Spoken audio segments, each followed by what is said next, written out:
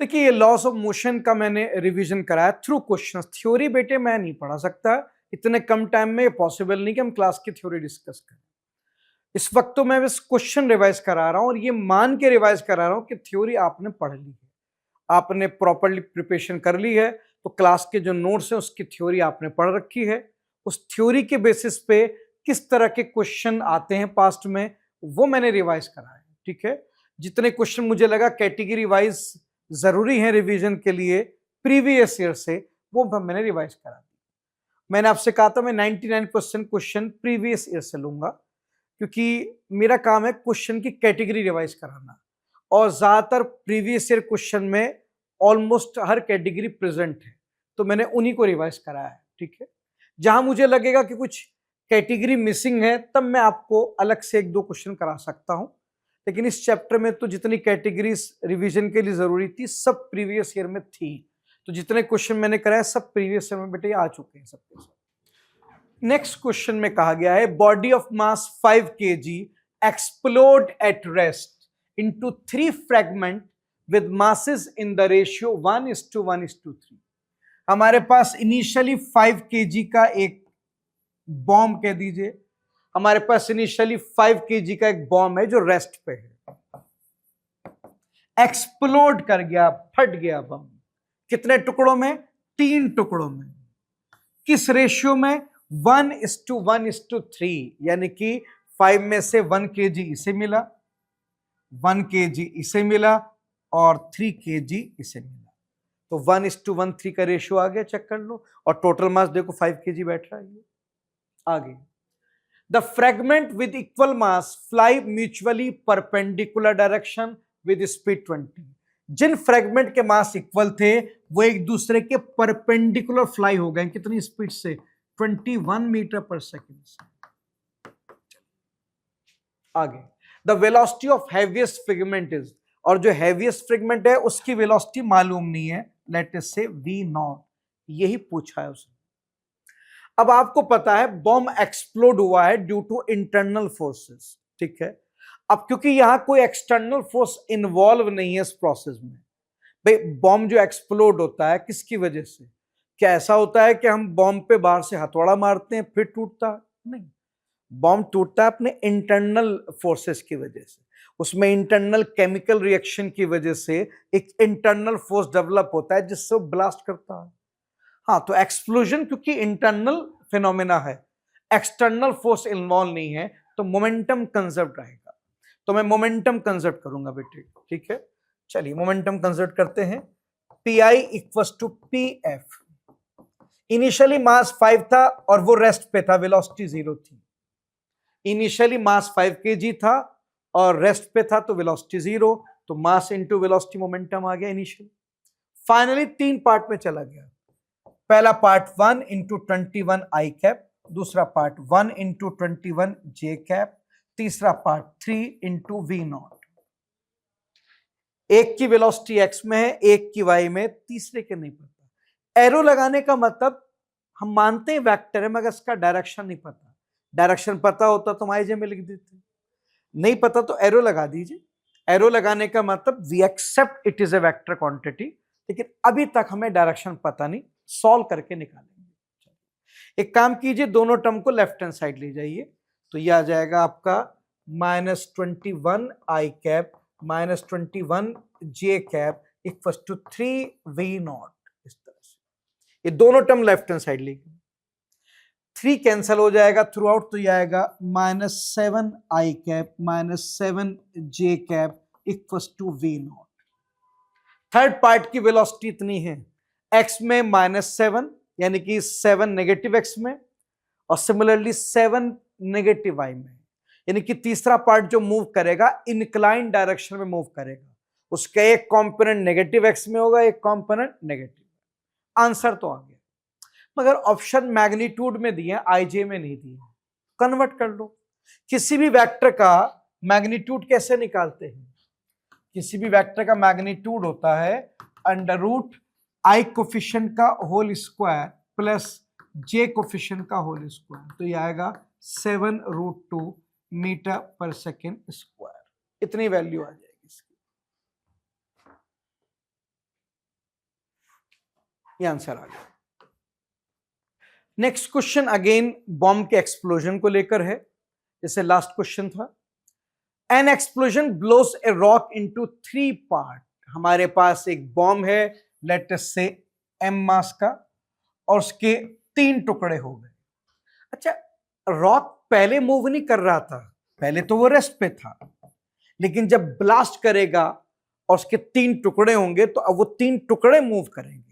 आगे लिखा है 2 parts go off at right angle to each other. इसके 2 टुकड़े एक दूसरे के 90 डिग्री पे चले गए, एक एक्स में चला गया और एक वाई। आगे these 2 are 1 kg first with velocity 12 metre per second and 2 kg second part moving velocity 8। पहला पार्ट 1 kg का है और इसकी स्पीड 12 है, दूसरा पार्ट 2 kg का है और इसकी स्पीड है 8 मीटर पर सेकेंड। ठीक है, तो एक बड़ा सा पत्थर इनिशियली रेस्ट पे था, उसके एक्सप्लोजन से 3 टुकड़े हो गए। पहला पार्ट 1 kg का है जो 12 मीटर पर सेकेंड से जाएगा, दूसरा पार्ट 2 kg का है जो 8 मीटर पर सेकेंड से जाएगा, और दोनों पार्ट एक दूसरे के परपेंडिकुलर है। अभी तीसरे की बात नहीं हुई, अब करेंगे। If the third part flies with speed 4 then its mass would be. तीसरे पार्ट की वेलोसिटी की वैल्यू तो गिवन है, मास नहीं गिवन। अच्छा, वेलोसिटी गिवन नहीं, उसका मैग्नीट्यूड गिवन है जो उसने दिया है ना, third part flies off with velocity 4, value दी है, आईजे में नहीं दिया उसने डायरेक्शन डिक्लेयर नहीं किया, उसकी वैल्यू बता दी कितनी है, 4। ठीक है, अब क्या चाहिए सर, वो जो तीसरा पार्ट है उसका मास चाहिए। अच्छा, मैंने टोटल का एम कहा था तो उसको कुछ और कहते हैं, एम नॉट कह देते हैं इसको, वरना कंफ्यूजन होगा। अगेन एक रॉक एक्सप्लोड हुआ है, एक्सप्लोजन एक इंटरनल फिनोमेना है, यहां एक्सटर्नल फोर्स इन्वॉल्व नहीं है। जब भी कोई चीज एक्सप्लोड होती है वो due to internal chemical reaction की वजह से होती है, तो क्योंकि एक्सप्लोजन इंटरनल फिनोमेना है तो एक्सटर्नल फोर्स नहीं है, तो मोमेंटम कंजर्व रहेगा। तो मैं इनिशियल मोमेंटम को फाइनल मोमेंटम के बराबर कर देता हूं। इनिशियल मास m है और वेलोसिटी 0। फाइनली फर्स्ट पार्ट का मास 1 kg था, उसकी वेलोसिटी 12x में थी, 12i के। दूसरे का मास 2 kg था, उसकी वेलोसिटी 8y में थी, j का। तीसरे का मास पता नहीं m, वेलोसिटी v। मैंने इनिशियल मोमेंटम को बराबर कर दिया final momentum. 0 equals to -12i cap -16j cap plus mv0, sorry plus. अब ये दोनों टर्म इधर ले जाइए तो ये आएगा -12i cap -16j cap mv0। m को उधर ले जाइए तो यहां से बेटा v0 आ गया -12mi cap -16/mj cap. Velocity आ गई है। मुझे उसने क्या प्रोवाइड की थी, उसने आपको वेलोसिटी नहीं दी, उसने आपको वेलोसिटी का मैग्नीट्यूड प्रोवाइड किया था 4। कोई दिक्कत नहीं, हमने कंजर्वेशन मोमेंटम से वेलोसिटी निकाल ली थर्ड पार्ट की। अब इसका मैग्नीट्यूड ले लेते हैं। किसी भी वेलोसिटी का मैग्नीट्यूड कैसे निकालेंगे, अंडर रूट आई कोफिशिएंट का होल स्क्वायर प्लस जे कोफिशिएंट का होल स्क्वायर। इस तरह से वेलोसिटी का मैग्नीट्यूड आ गया। कितना आ गया, अब देखिए V0 तो नहीं पता था, मगर V0 की वैल्यू तो पता है 4 है, तो V0 की वैल्यू 4 किसके बराबर, 12 का स्क्वायर 144 है बेटे, 144/m²। 16 का स्क्वायर 256। अब इन दोनों को ऐड करेंगे तो यह आएगा 400/m², और 400 का रूट 20, m² का रूट m, तो बेटा से m की वैल्यू आप चेक करें 5 kg के बराबर है। m को लेफ्ट हैंड साइड ले जाएं, 4 को राइट हैंड साइड, तो 20/4 कितना आएगा, 5 kg। तो 5 kg का पार्ट है थर्ड पार्ट जो है, उसमें ऑप्शन कौन सा आएगा बेटे, यह आएगा। नेक्स्ट क्वेश्चन इम्पल्स के ऊपर है। A ball of mass 0.15 kg dropped from height 10 metre. देखिए हमारे पास एक बॉल है लेट अस से m मास की, जिसे हमने h हाइट से रिलीज किया। आपको पता है हवा में ग्रेविटी होती है, तो ड्यू टू ग्रेविटी जैसे जैसे नीचे आएगी एक्सेलरेट होगी, तो जब ग्राउंड को हिट करेगी तो उसके पास एक वेलोसिटी आ जाएगी लेट अस से v वेलोसिटी से ग्राउंड को हिट करेगी। भाई आपने रेस्ट से रिलीज किया है, मगर ग्रेविटी उसे लगातार एक्सेलरेट करेगी और उसको एक वेलोसिटी प्रोवाइड कर दी। कितनी? थर्ड इक्वेशन लगा देता हूं, v square equals to u square plus 2as।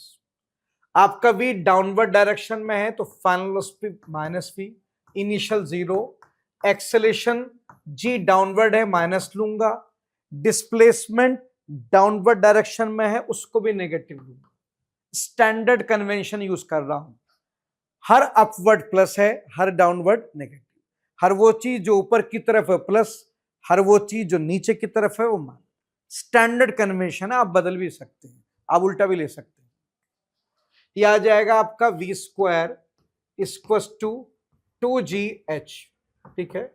2 into जी 10 है और h की वैल्यू कितनी दे रखी है 10, तो बेटा यहां से v की वैल्यू आ गई है, स्क्वायर उधर ले जाएंगे तो यह आएगा 10√2। तो आपने जो बॉल रिलीज की है वो जब ग्राउंड को हिट करेगी तो इतनी स्पीड से करेगी, डाउनवर्ड डायरेक्शन। आगे, strike the ground and rebound to same height. जमीन को टकराएगी और टकराने के बाद रीबाउंड होकर उसी हाइट पर पहुंच जाएगी जहां से आई थी।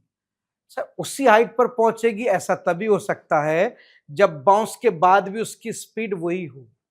बाउंस से पहले अगर v स्पीड थी और बाउंस के बाद भी सेम स्पीड हो तो ही ये पॉसिबल है कि वो उसी हाइट तक पहुंच पाए। चाहो तो थर्ड इक्वेशन दोबारा भी लगा के देख सकते हो, आंसर सेम आएगा। तो अब क्योंकि उसने लिखा है कि जिस हाइट से बॉल आई थी बाउंस करके उसी हाइट से वापस चलेगी, तो बेटे अगर h हाइट से आई है और आप चाहते हैं वापस h हाइट तक चली जाए, कोई हाइट में लॉस या गेन ना हो, उसके लिए जरूरी है कि टकराने से पहले वाली स्पीड एग्जैक्टली बराबर हो टकराने के बाद वाली स्पीड की। चाहो तो दोबारा से थर्ड इक्वेशन लगा लो, ये आएगा बिल्कुल। क्या पूछा है? द मैग्नीट्यूड ऑफ इंपल्स पूछ रहा है, इंपल्स कितना लगेगा। अब देखिए इंपल्स के कई फॉर्मूले हैं। इंपल्स का एक फॉर्मूला है इंटीग्रल एफ डी टी, एक फॉर्मूला है final momentum minus initial momentum, और एक फॉर्मूला होता है area under F T graph. Impulse निकालने के कई मेथड हैं, मैं इस वाले को प्रेफर करूंगा P F minus P I. मैं इंपल्स निकालूंगा final momentum minus initial momentum से। फाइनल मोमेंटम क्या है? देखिए टकराने के बाद वेलोसिटी अपवर्ड थी तो फाइनल मोमेंटम होगा प्लस mv। इनिशियल, टकराने से पहले वेलोसिटी तो v थी, डाउनवर्ड थी, नेगेटिव, तो इंपल्स 2mv के बराबर हो गया। उसमें से v आप निकाल चुके हैं, मास गिवन है पहले से, बस वैल्यू पुट करनी बेटा, आंसर आ जाएगा। 2 इंटू मास 0.15 और वेलोसिटी है 10√2, तो यह आ जाएगा आपका बेटे, ये आएगा 3√2। ठीक है, 3√2 इंपल्स की वैल्यू आ रही है। ऐसा कोई ऑप्शन है हमारे पास? नहीं, कोई नहीं। अप्रोक्सीमेट वैल्यू निकालेंगे, √2 1.4 के आसपास होता है, तो नियरली 4.2 आ जाएगा। अब 4.2 तो है हमारे पास अवेलेबल, चेक कर लीजिए। नेक्स्ट क्वेश्चन में लिखा है a rigid ball of mass m strike a rigid wall at 60 degree and gate reflected without loss of speed. देखिए यहां पर ये एक बॉल है जो v स्पीड से आएगी ऐसे ऐसे और टकरा के v स्पीड से वापस लौट जाएगी ऐसे। जिस स्पीड से आई उसी स्पीड से चली गई, जिस एंगल से आई उसी एंगल से वापस लौट गई। अब ऐसे केस में क्लास में प्रूफ करके दिखाया जाता है, अगर कोई बॉडी किसी रिजिड सरफेस से टकराए और इस तरह से टकराए कि आने जाने की स्पीड भी सेम हो और आने जाने के एंगल भी सेम हो। अब क्लास की थ्योरी में पढ़ाया जाता है कि अगर कोई बॉडी किसी रिजिड सरफेस से टकराए, रिजिड सरफेस फ्लोर भी हो सकता है, वॉल भी हो सकती है, एनी रिजिड सरफेस, तो क्लास में थ्योरी में पढ़ाते हैं, प्रूव करके भी दिखाते हैं कि जब कोई बॉडी किसी रिजिड सरफेस से टकराती है और इस तरह से टकराए कि आने जाने की स्पीड भी सेम हो और आने जाने के एंगल भी सेम हो, तो उस केस में बेटा जो इंपल्स की वैल्यू होती है वो होती है 2mv sin थीटा, और जो फोर्स की वैल्यू आती है वो आती है 2mv sin theta by delta T. ये डायरेक्ट फॉर्मूले होते हैं जो क्लास में प्रूव करके दिखाए जाते हैं, मगर ध्यान रहे ये फॉर्मूले तभी लगते हैं जब आने जाने की स्पीड भी सेम हो और आने जाने के एंगल भी सेम। एंड इस फॉर्मूले में जो थीटा लिया गया है वो रिजिड सरफेस से लिया गया है, आप भी वही लेना। अब मुझे इंपल्स निकालना है, मैं ये फॉर्मूला लगा दूंगा डायरेक्ट, 2mv sin थीटा, मास कितना है, मास m दिया है, स्पीड कितनी है v दी है, angle with surface, rigid surface, rigid surface angle कितना होगा, अगर x से 60 है तो इससे 30 हो जाएगा, हाँ तो 30 रखेंगे आप, तो इंपल्स आ गया आपका 2mv sin 30 हो गया हाफ, तो इंपल्स आ गया बेटे mv, आंसर आ गया mv। चलिए अब ये क्वेश्चन सेम पिछले क्वेश्चन की तरह ही है, बस इसमें फोर्स पूछा है ना कि इंपल्स, सेम क्वेश्चन है। A body of mass 3 kg hit a wall at an angle 60, return at same angle। आपकी बॉल ऐसे 10 मीटर पर सेकंड से गई और टकरा के उसी स्पीड से वापस चलेगी, आने जाने की स्पीड भी सेम, आने जाने के एंगल भी सेम, और ऐसे केस में इंपल्स का फॉर्मूला होता है 2mv sin थीटा और फोर्स का फॉर्मूला होता है 2mv sin theta by delta T. ये क्लास में डिस्कस किया जाता है। आगे पढ़ते हैं। The impact time was 0.2 second, calculate the force exerted on wall.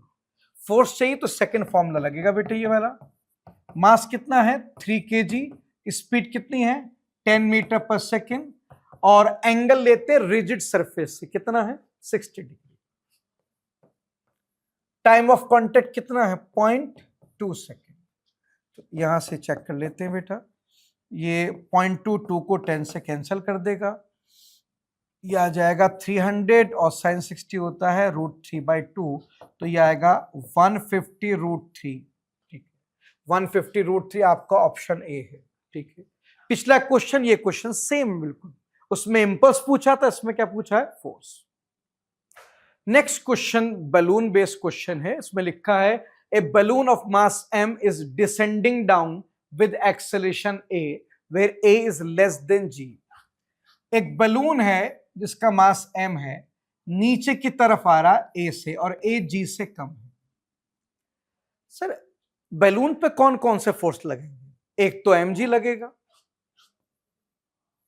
नीचे mg, और एक और लगेगा सर, क्यों सर, अगर खाली mg लगेगा तो न्यूटन सेकंड लॉ के अकॉर्डिंग mg बराबर होता है ma के, तो a की वैल्यू g आ जाएगी, और क्वेश्चन में लिखा है कि a g से कम है, इसका मतलब खाली mg तो नहीं, कोई और फोर्स भी है।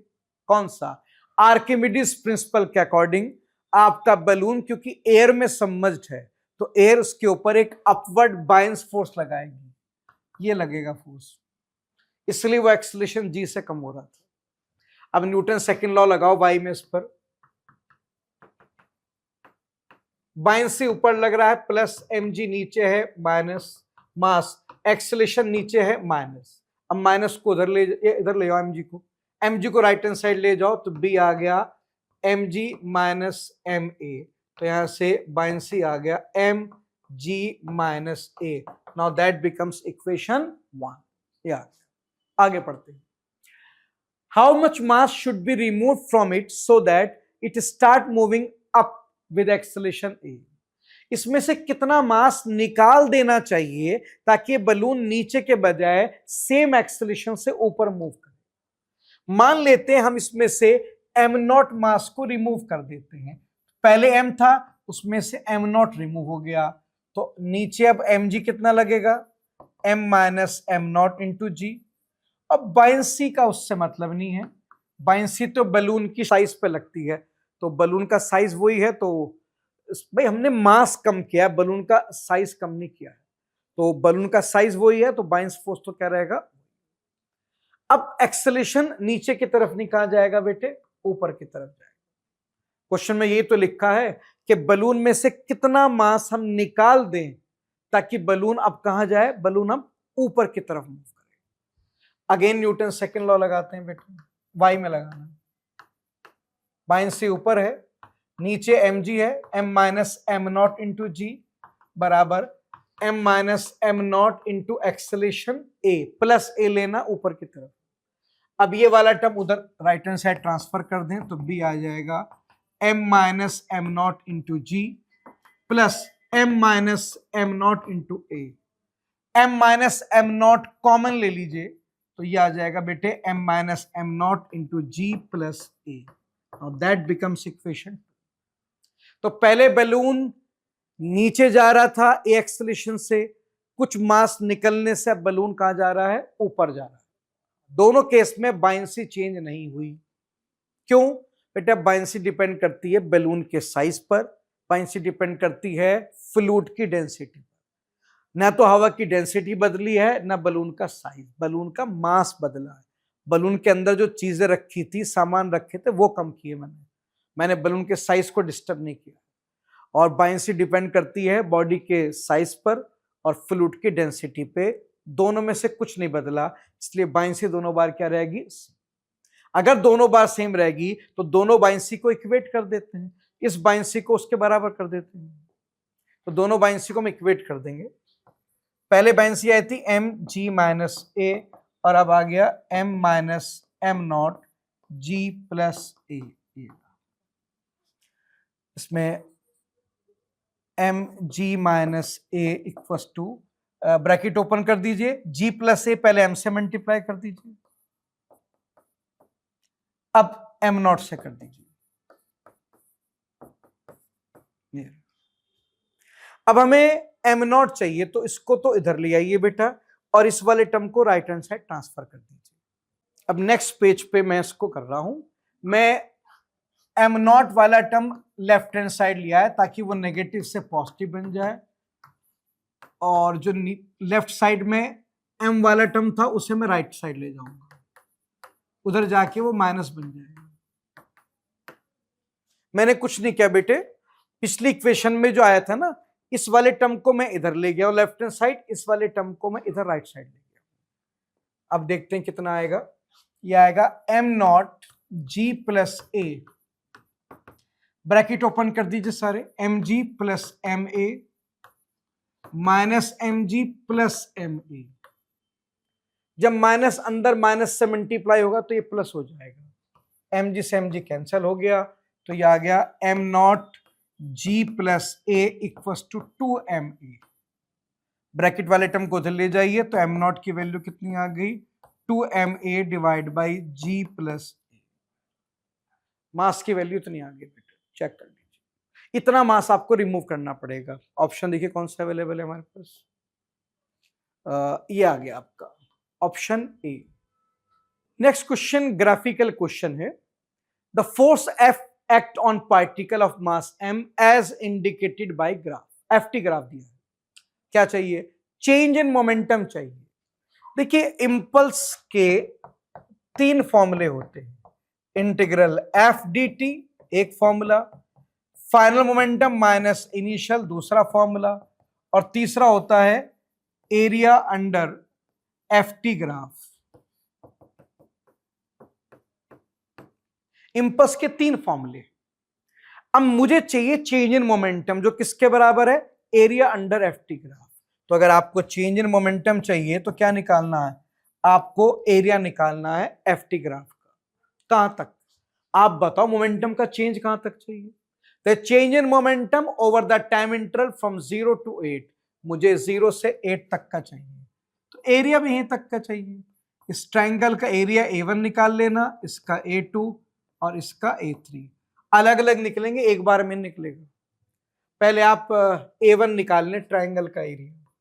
ट्रायंगल का एरिया होता है half into base into height, इस ट्रायंगल का बेस 2 है और इसकी हाइट है 6। चलिए A1 हो गया 6। नीचे इसका रेक्टेंगल का एरिया निकालते हैं A2। रेक्टेंगल का एरिया होगा लेंथ इंटू ब्रेथ।